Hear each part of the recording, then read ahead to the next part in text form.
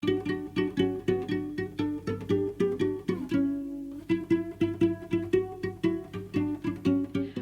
à tous et bienvenue sur Batman on prend son bouquin. On se retrouve aujourd'hui pour faire une vidéo bilan de mon Cold Winter Challenge qui a été plutôt réussi je trouve pour ma part, car j'ai pas mal lu ce que j'avais prévu de lire.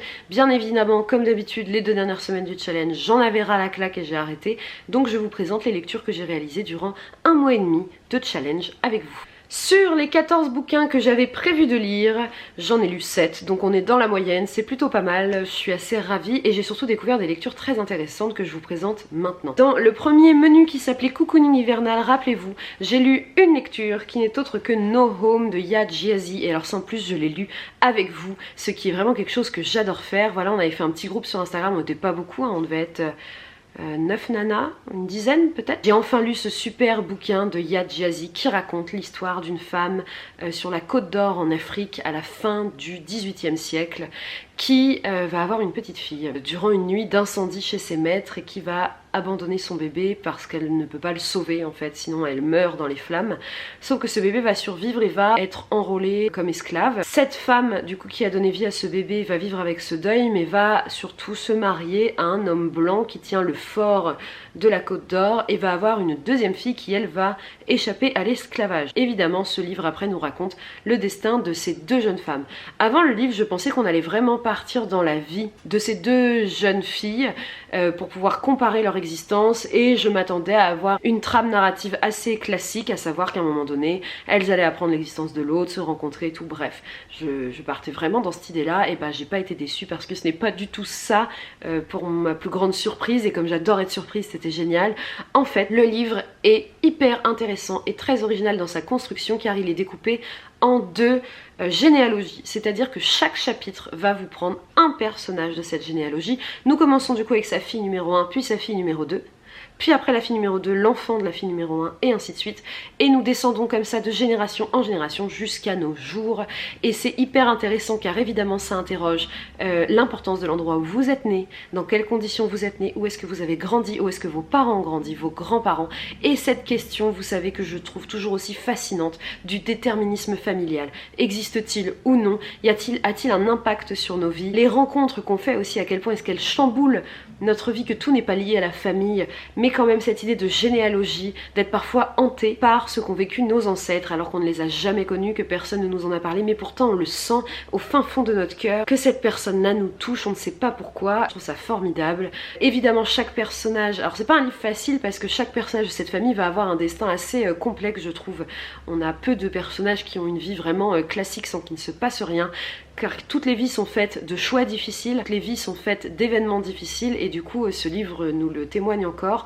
Évidemment un autre sujet qui est au cœur est le traitement des noirs lors de la traite des noirs justement. L'esclavagisme existe depuis la nuit des temps, cependant c'est vrai que moi je ne connaissais rien à cette partie-là de l'esclavage. Évidemment si j'ai entendu parler des négriers, je sais un petit peu ce qui s'est passé, j'en ai une idée large, mais là j'ai découvert plein de choses sur leurs origines, par où ça a commencé, comment ça s'est mis petit à petit en œuvre.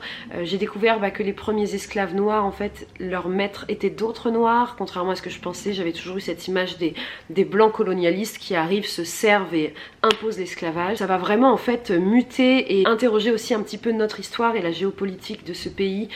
Et moi ça m'a beaucoup touchée parce qu'on voit évidemment le traitement des noirs à cette époque, mais comme je vous l'ai expliqué, on revient jusqu'à la nôtre. Et évidemment il y a aussi un traitement récent, et vous le savez très bien que les personnes de couleur noire sont encore aujourd'hui stigmatisées, victimes de racisme, parfois violentées ou assassinées à cause de leur couleur de peau. Et c'est quelque chose qui me révolte, bien que je ne sois pas noire, bien que je n'ai aucune idée de ce qu'ils vivent.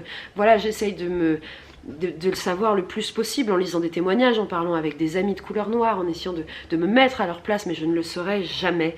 Donc une part de moi restera toujours une petite fille blanche qui ne sait pas ce que ça fait de grandir dans le corps d'une personne noire à notre époque. Ça donne envie de combattre tous ces stéréotypes, de lutter pour un monde égal et juste pour tous.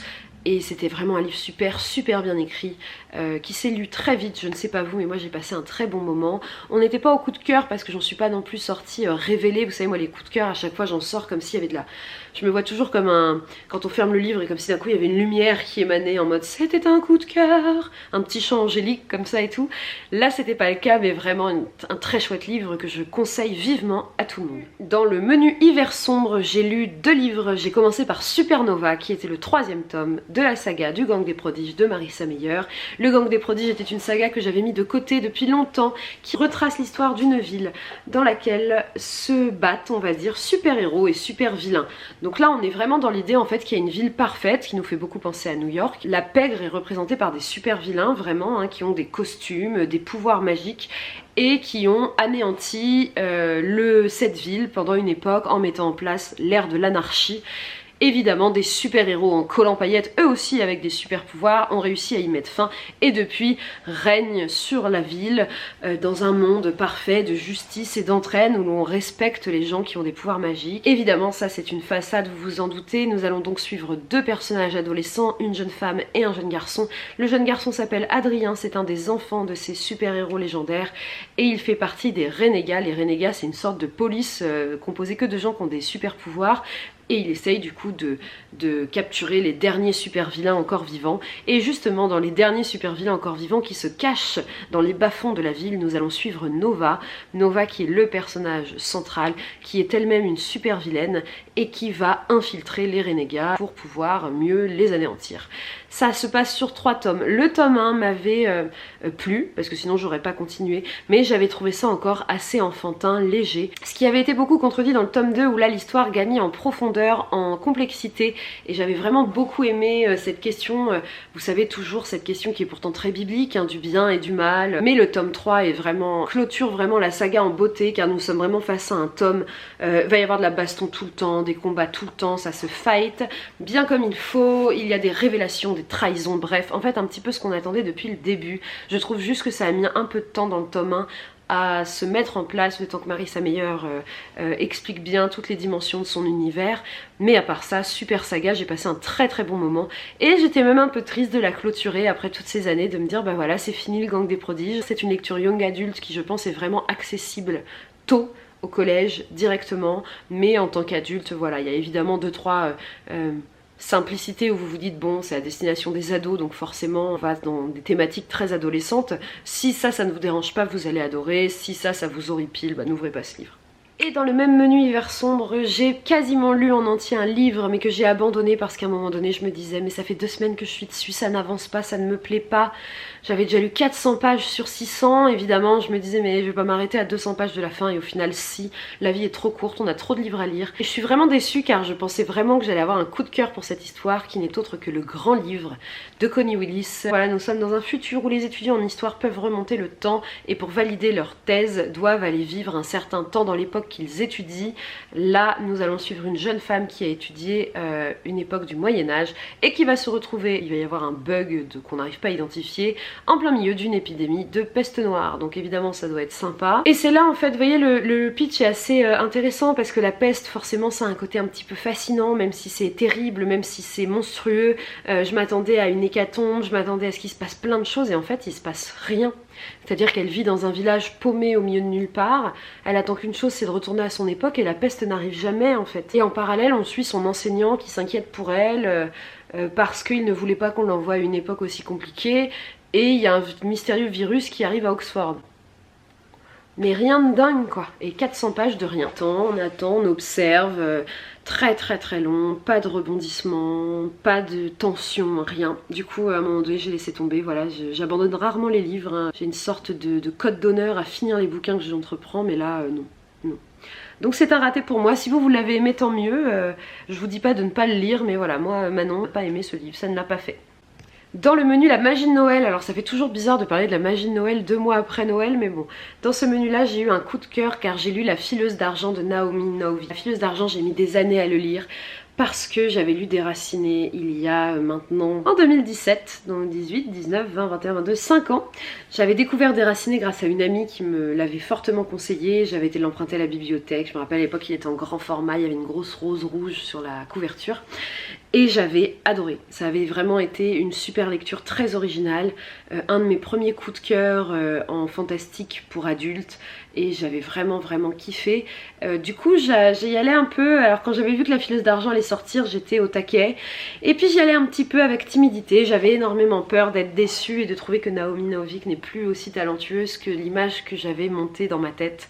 Eh bien rassurez-vous, elle l'est toujours, voire même j'ai trouvé que La Fileuse d'Argent était encore plus réussi, plus complexe, plus abouti, et c'était génial. C'est très compliqué de vous décrire l'univers parce que même moi, même en ayant lu la 7e de couverture moult fois, je ne m'attendais pas à arriver dans un univers aussi riche et aussi unique en fait. Nous sommes dans un monde où l'hiver est sans fin, les gens vivent dans le froid depuis des décennies, dans la pauvreté, et que c'est à cause d'un peuple au pouvoir magique qui impose en fait cet hiver sans fin au monde. Ce peuple est redoutable, terrible, terrorisant, c'est des sortes de monstres de neige et de glace, des sortes d'elfes géants de froid qui sont sur des rennes pareil tout blancs avec des bois gigantesques. Ils ont vraiment un côté flippant en fait, monstrueux quoi. Ils sont tout blancs, tout bleus, et ils imposent leur dictature du froid, parce qu'évidemment il faut que les villageois, les humains leur payent des dettes pour ne pas mourir. Évidemment ces personnes là ne vivent pas dans le même monde, les Stariks de mémoire, mais il y a une sorte de grande route magique brillante que les êtres humains n'ont pas le droit de prendre, et de temps en temps on voit les Stariks passer sur des traîneaux à toute vitesse, et quand ils passent, souvent les êtres humains trépassent, sont assassinés ou disparaissent. Vous voyez, c'est assez complexe déjà, et nous allons suivre une fille qui est une jeune femme qui est la fille d'un prêteur sur gage, on va dire, quelqu'un qui prête de l'argent dans un village, mais voilà, il est nul en fait, il est beaucoup trop gentil, donc les gens lui empruntent de l'argent. Quand il va réclamer son dû, les gens disent bah non désolé c'était compliqué, et du coup lui il vit dans une pauvreté énorme avec sa femme et sa fille, alors qu'en fait les gens qui lui empruntent de l'argent l'arnaque totale et ont clairement les moyens de rembourser. Puis du jour au lendemain elle va en avoir marre, sa mère va être malade, elle va décider de sauver la vie de sa mère, et elle va elle-même aller réclamer l'argent, et elle va avoir un certain don pour les affaires. Je vous en dirai pas plus, mais ça part dans une histoire incroyable, un univers vraiment que vous n'oublierez pas. Moi j'ai été incapable de lâcher ce livre pendant les 5-6 jours où je l'ai lu. Naomi Novik écrit très bien les choses, elle crée des personnages complexes qui justement n'ont pas ce côté manichéen du bien et du mal, mais qui ont tous leur petit caractère. On s'attend à ne suivre que la jeune femme, mais pas du tout en fait, on va suivre plein de personnages à ma grande surprise, et c'est vraiment très bien. C'est un très bon livre qui est pour les adultes parce qu'il n'est pas facile, dans le sens où il y a beaucoup de violence, même de la violence psychologique. Moi j'ai trouvé que c'était pas toujours simple, mais une vraie pépite. C'est le premier coup de cœur de 2022. J'y retournerai avec grand plaisir lire ce livre et lire du Naomi Novik, c'est génial. Et c'est un second coup de cœur que j'ai eu la chance de découvrir durant ce challenge dans le menu marché sous la neige, ou dans la neige, je ne sais plus. J'ai lu avec vous aussi, c'était notre deuxième lecture commune, 1000 femmes blanches de Jim Fergus. Alors j'ai eu un coup de cœur pour cette histoire, notamment dû au fait que je n'étais plus là quand je l'ai lu, c'est-à-dire que je n'étais plus Manon dans son canapé ou dans son lit, j'étais une femme perdue au milieu de la forêt des États-Unis à vivre dans une tribu indienne. L'histoire est inspirée de faits réels, c'est ce qui est encore plus tragique. Pour réussir à mettre en place une société où les Indiens et les colons ne s'entretuent plus, un chef indien va venir et va proposer d'échanger 1000 chevaux contre 1000 femmes blanches. Non dans l'idée qu'elles soient prisonnières et violées et abattues, mais dans l'idée en fait qu'elles épousent des hommes indiens pour avoir une première génération de métis, et ainsi faire que les deux cultures ne disparaissent pas. Vous vous doutez bien que les blancs vont dire oui, mais n'ont pas du tout prévu de ne pas exterminer les Indiens, mais ils disent oui, histoire de voir un petit peu. Et nous avons donc un premier convoi d'une 50aine de femmes qui va être envoyé dans la tribu de ce chef indien. Ces 50 femmes ne sont pas n'importe qui, elles sont volontaires, elles ont été cherchées dans les asiles. Il faut savoir qu'à l'époque, par exemple, le personnage Marie, qu'on suit, a été envoyée à l'asile car elle a eu 2 enfants hors mariage, et que ça mettait la honte à sa famille, qui était une très grande famille aristocratique, et du coup ils l'ont envoyée à l'asile. Elle avait le choix entre rester toute sa vie enfermée dans sa cellule à subir les traitements horribles de l'époque, ou partir vivre dans la nature, à épouser un chef indien. C'est ce qu'elle a choisi. Nous allons aussi suivre toutes les autres femmes qui ont toutes leurs raisons en fait d'être venues là. Et évidemment on va s'attacher à certaines d'entre elles, voilà, à leur place dans cette tribu, comment le choc des cultures va avoir lieu, comment elles vont être accueillies, est-ce que ça va être dans la violence, est-ce que ça va être dans l'amour, dans la tendresse. C'est un livre vraiment bouleversant, très touchant, au point qu'on se pose cette question continuelle de mais qui vaut le mieux en fait, quelle culture l'emporte sur l'autre, car évidemment les tribus amérindiennes ont des choses que les blancs qualifient de sauvages, mais voilà, qui est dans leur culture, leur tradition, de faire par exemple des sacrifices animaux, les danses et autres qui sont très quelque chose de très commun dans les tribus en général. Et à côté de ça, nous avons les blancs qui pensent avoir la science infuse et la culture supérieure, qui veulent imposer leur religion surtout, qui veulent tout imposer, tout changer. Mais en même temps, on se dit oui, mais bon, face à la barbarie des Indiens qui ont quand même... il y a certaines tribus qui sont quand même barbares, hein, ce sont des assassins. Il vaut mieux être de gros imbéciles blancs dans l'autosuffisance et qui pensent gouverner le monde, ou des Indiens qui respectent leur culture, qui respectent la nature, mais qui à côté de ça sont capables d'actes hyper barbares. En fait on ne sait pas, c'est très compliqué, évidemment c'est beaucoup plus complexe que les deux phrases que je vous dis là, car nous allons vivre une aventure avec énormément de profils. Il va y avoir des personnages géniaux, des personnages qu'on va haïr, et ça m'a énormément touchée. Un petit trigger warning cependant, il y a évidemment des scènes de violence très dures, violence psychologique, sexuelle, physique. Donc si ce sont des sujets qui sont trop difficiles pour vous, n'allez pas lire ce livre, mais si vous arrivez à supporter ces horreurs, pour mieux comprendre ce qui s'est passé à l'époque, je vous invite vraiment à y aller. Jim Fergus en a fait une trilogie où tous les tomes peuvent être lus indépendamment. Cependant, moi j'ai vraiment envie de lire le tome 2 qui s'appelle La Vengeance des Mères, qui va revenir sur la suite en fait un petit peu de deux personnages, de deux femmes qui sont dans cette tribu, et après elles vont devenir, donc elles sont secondaires en fait dans le Mille Femmes Blanches, et elles deviennent les deux personnages principaux. Ça m'intéresse beaucoup de lire celui-ci, et je pense de toute façon que Jim Fergus va être un auteur dont je vais lire l'œuvre, si je peux. Parce que j'ai vraiment adoré, c'était tellement bien décrit, j'étais tellement ailleurs, j'étais dans une autre époque et j'étais dans un autre univers, et ça m'a touchée parce qu'en plus je sais pas pourquoi la culture amérindienne m'a toujours un peu intriguée, m'a toujours un peu charmée, et du coup voilà, ça m'a fait plaisir de découvrir plus de choses sur ces cultures dont je ne connais rien, hein. On va pas se mentir, hein, je suis pas du tout calée. Donc c'était une bonne mise en bouche en fait pour aller encore plus creuser sur l'histoire de ces peuples. Je sais pas si ça s'entend que j'ai le nez méga bouché, mais j'ai grave du mal à articuler. Je m'excuse d'avance pour vos esgourdes de devoir subir ce nez enrhumé, mais en ce moment c'est l'enfer. Et enfin mes deux dernières lectures sont dans le menu, attendez je regarde, dans le menu sorcellerie hivernale. J'ai fait deux très bonnes lectures et je commence par ce que je viens de terminer de Melissa Caruso, qui n'est autre que le premier tome de la trilogie Les Faucons de Ravera, que j'ai adoré, bien qu'à un moment donné j'ai trouvé qu'il y avait une petite longueur quand même.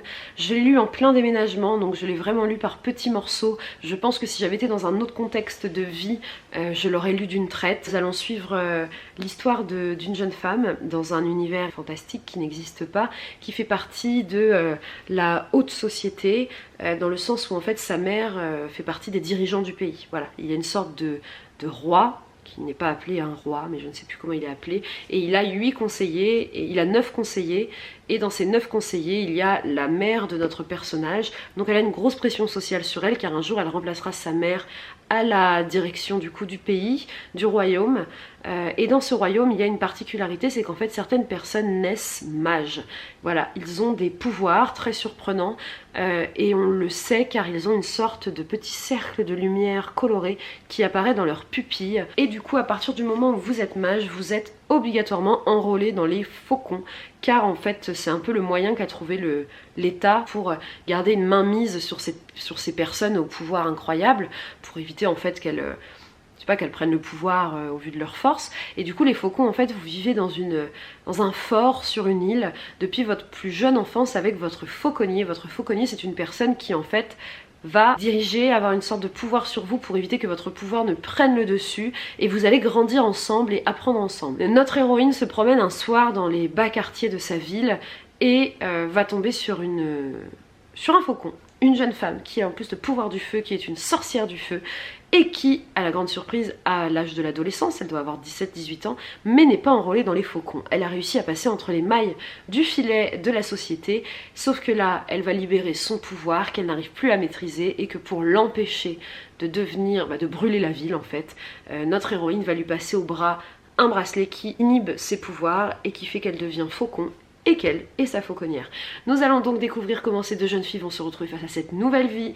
Évidemment, avoir un faucon, c'est un très grand pouvoir, surtout une sorcière de feu, donc ça va avoir un impact sur la société, ça va avoir un impact sur tout ce qui va être la diplomatie des familles qui dirigent ce royaume, mais aussi de ce royaume face aux autres royaume autour, car évidemment nous sommes dans une histoire sur fond de guerre qui est en train d'arriver, due à différents soucis, différents conflits, différentes disparitions. Bref, il faut aimer les mystères, il faut aimer le côté diplomatie. Moi j'aime beaucoup, vous savez, c'est un petit peu à la Game of Thrones, quoi. Comment on fait preuve de la force sans forcément attaquer, toutes les magouilles qui sont mises en place, les complots et autres, et c'était vraiment génial. On lit ça super bien. Le bouquin est super agréable à lire en plus parce qu'il est souple. Moi j'avais trouvé ça génial parce que voilà, souvent les grands formats ils sont lourds, on n'a pas envie de les abîmer, et là en fait Brajlon on a fait une collection toute souple.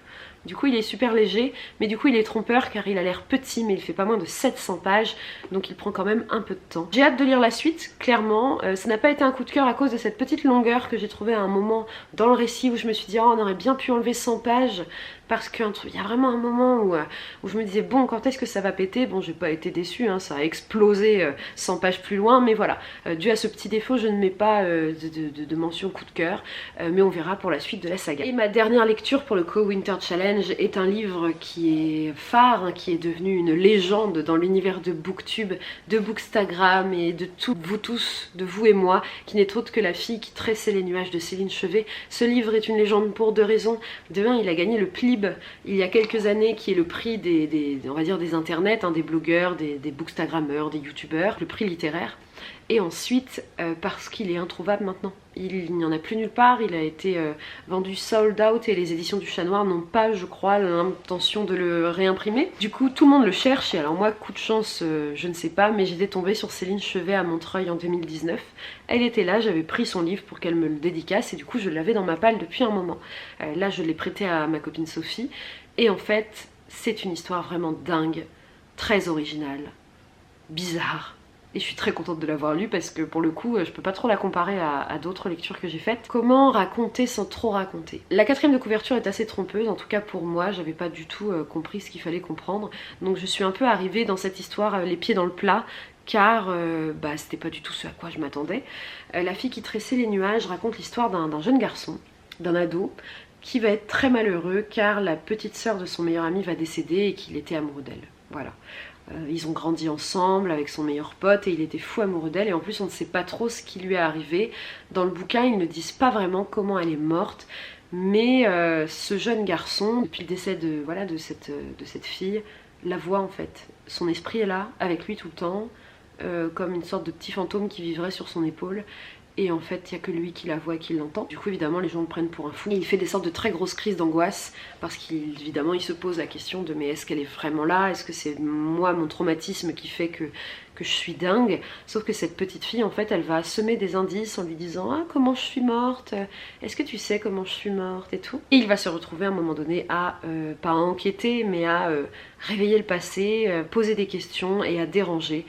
Et c'est vraiment morbide, c'est vraiment glauque parce qu'en fait il y a une sorte de tension dans ce livre qui pourtant a une couverture toute rose, toute belle, toute poétique, mais c'est une tension parce qu'on n'arrête pas de se dire mais qu'est-ce qu'il est arrivé à cette gamine? Pourquoi il a été autant traumatisé et qu'il a une sorte d'amnésie du moment où ils l'ont retrouvée morte et qu'il ne sait plus pourquoi? Le grand frère n'a pas l'air tant impacté que ça par le décès de sa sœur. Est-ce qu'il y serait pour quelque chose? Et les parents et les voisins, et on a toujours ce petit esprit là qui est là et qui est tout délirant. Enfin c'est vraiment super. Nous sommes au Japon, ce qui a son impact aussi car on découvre beaucoup de choses de la culture japonaise dans le bouquin. Moi j'ai beaucoup aimé, et notamment des petites légendes japonaises. Il y a un petit personnage féminin, j'ai oublié son nom, je crois qu'elle s'appelle Ashiko, c'est Ashiko, qui est une jeune fille que tout le monde oublie car elle est très discrète, et j'ai eu beaucoup de tendresse pour elle. Et la fin, mais ça se termine un petit peu, pas une fin ouverte, mais en fait il y a des questions qui restent sans réponse.